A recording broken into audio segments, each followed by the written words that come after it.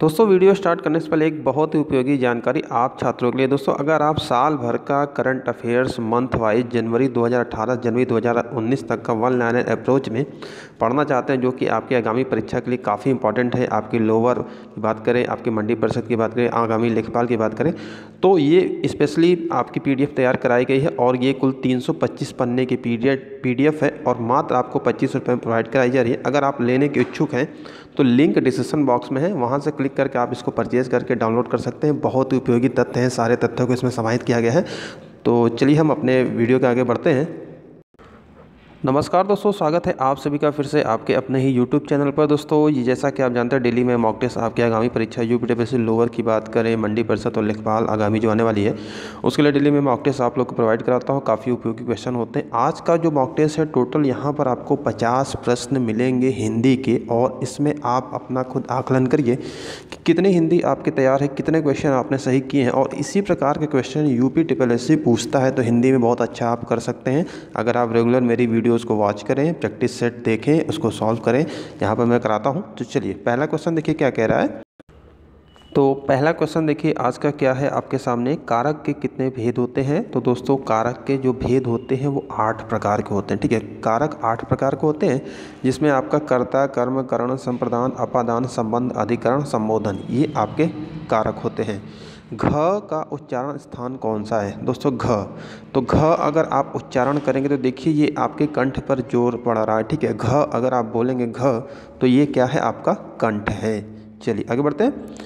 छ वर्ण किसके योग से बना है? तो दोस्तों यहाँ पर देखिए 6 वर्ण है। तो यहाँ पर देखिए जो ऑप्शन है ये आपका ऑप्शन नंबर यहाँ पर फिलहाल ये ए होगा, क्योंकि यहाँ पर प की जगह ये आप इसको षटकोण वाला स पढ़िएगा। ठीक है, ये षटकोण वाला स पढ़िएगा।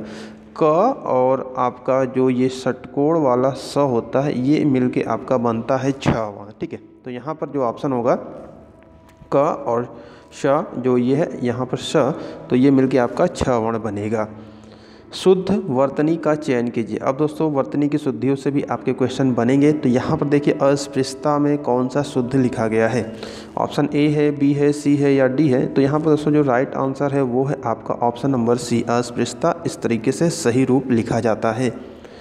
कवि का स्त्रीलिंग है, तो ये बार बार ये क्वेश्चन कई बार रिपीट होता रहता है। कवि, तो दोस्तों जो कवि का स्त्रीलिंग रूप होता है कवित्री है। और यहाँ पर देखिए कई प्रकार से कवित्री हैं, तो जो शुद्ध रूप है कवित्री का वो है आपका ऑप्शन नंबर सी। ठीक है, कवित्री। ठीक है, कवित्री। अगला क्वेश्चन है दोस्तों, यहाँ देखिए तरणी का पर्यायवाची शब्द है। अब दोस्तों तरणी क्या होता है? तरणी दोस्तों जो होता है वो है सूर्य का पर्यायवाची। ठीक है, तरणी सूर्य का पर्यायवाची है।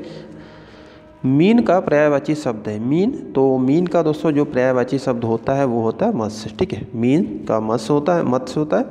दिए हुए शब्दों में भिन्न अर्थ वाला शब्द है। अब दोस्तों यहाँ पर देखिए लिखा हुआ आत्मजा, नंदनी, भार्या, कन्या।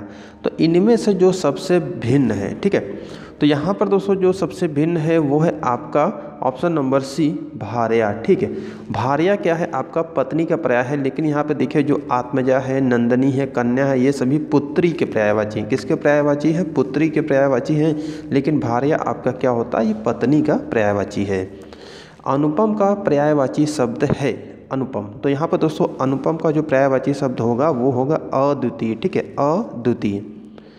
कान का कच्चा होने का अर्थ है। तो दोस्तों कान का कच्चा होने मुहावरे का जो अर्थ है वो होता है आपका सुनी बात पर विश्वास करना। ठीक है, किसी भी बात को बस सुन के उसे विश्वास कर लेना, उसकी क्या वास्तविकता है उसको नहीं समझना है, बस सुनी सुनाई बातों पर विश्वास कर लेना, कान का कच्चा होना। और ये काफ़ी इंपॉर्टेंट मुहावरा है, ये कई बार आ चुका है आपका। बिल्ली छत से कूद पड़ी में कौन सा कारक है?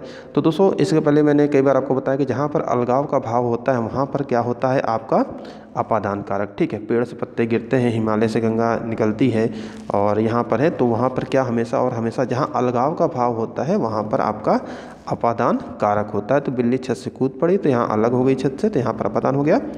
नीचे लिखे वाक्य के लिए एक शब्द बताइए जो युद्ध में स्थिर रहता है। तो दोस्तों जो युद्ध में स्थिर रहता है उसके लिए जो एक वाक्य होगा यहाँ पर वो होगा युधिष्ठिर। ठीक है, ऑप्शन नंबर सी, युधिष्ठिर यहाँ पर सही है। नेक्स्ट क्वेश्चन की ओर बढ़ते हैं।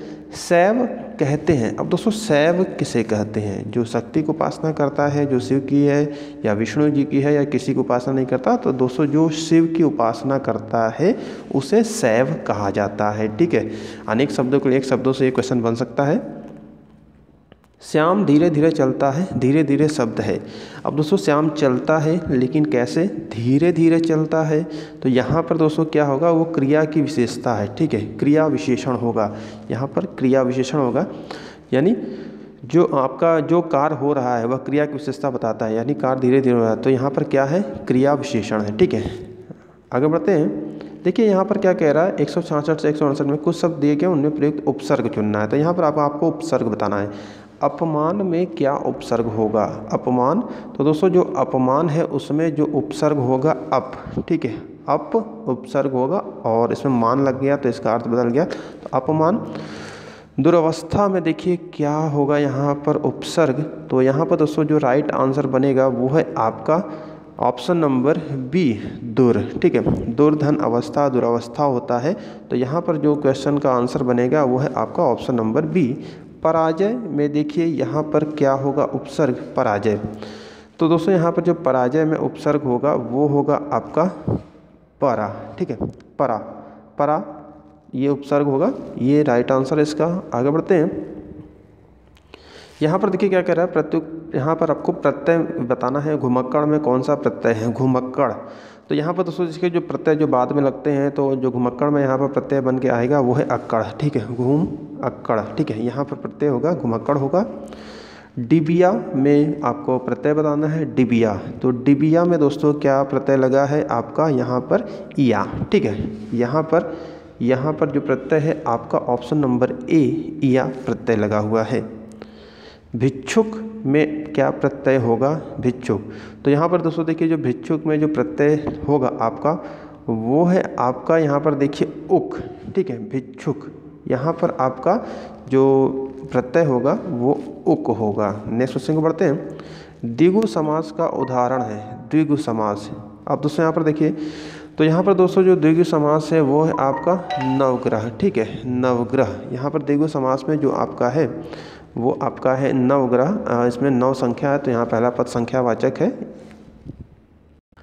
अगला क्वेश्चन देखिए दोस्तों क्या कह रहा है, हिंदी किस लिपि में लिखी जाती है? तो दोस्तों हिंदी आपकी लिखी जाती है देवनागरी लिपि में। ठीक है, तो देवनागरी लिपि में लिखी जाती है, इसका राइट आंसर है। आगे बढ़ते हैं अगले क्वेश्चन की ओर। सर्वनाम के कितने भेद होते हैं? तो दोस्तों जो सर्वनाम के भेद होते हैं वह आपके होते हैं 6 भेद होते हैं। ठीक है, सर्वनाम के कुल आपके 6 भेद होते हैं और ये आपके वीडियो एग्जाम में भी पूछा जा चुका है। ठीक है, तो सर्वनाम के कुल आपके 6 भेद होते हैं, ये फैक्ट याद रखिएगा।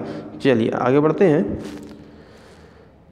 यहाँ पर देखिए क्या कर रहा है, वर्तनी के अनुसार शुद्ध शब्द का चयन कीजिए। अब देखिए आनुषंगिक किस प्रकार से सही रूप होगा? यहाँ पर 4 ऑप्शन दिए गए हैं आपके। आनुषंगिक क्या है, तो इसमें से क्या सही होगा आपका? तो दोस्तों जो शुद्ध शब्द है आनुषंगिक। ठीक है, ऑप्शन नंबर ए यहाँ पर शुद्ध माना जाएगा, शुद्ध है यहाँ पर, इसका राइट आंसर है आनुषंगिक। इस प्रकार से लिखा जाता है।